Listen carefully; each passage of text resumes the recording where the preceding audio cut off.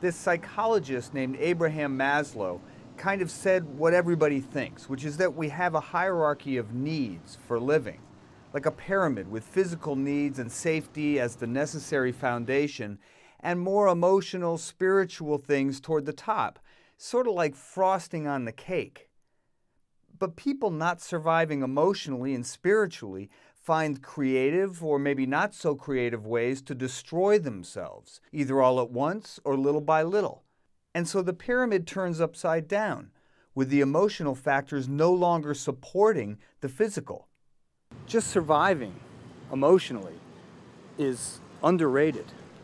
We all know this instinctively, so we all seek euphoria.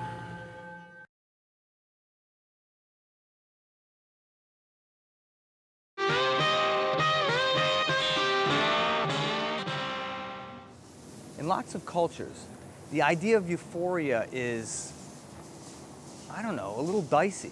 It's kind of like a forbidden fruit in a way. I mean, euphoria is not something you should experience in public. It usually implies something that is both extreme and temporary. I mean, a respectable person should only experience so much euphoria.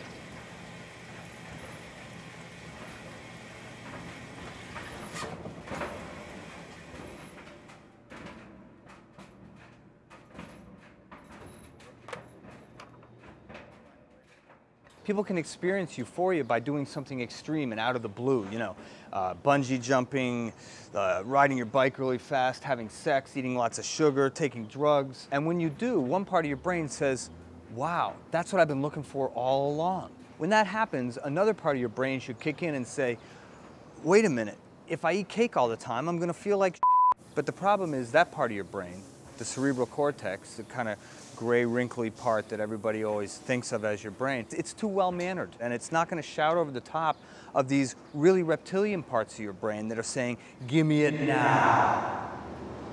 These researchers, these biologists in the early 60s found out that if they gave a rat a lever that was hooked up to a wire that went into its brain to stimulate euphoria, that rat would do nothing but hit that lever. In the early 80s, these other researchers found out that if they hooked up a lever to an injection system to give the rats cocaine, that the rats would hit the lever like 3 or 4 times a second for 20 minutes. They died of exhaustion. I mean, it's amazing. They turned off the rest of their lives. All they would do is hit the lever. That was it. But these rats got into self-mutilation, chewing on themselves. It seems like if you have a lever, that's kind of it.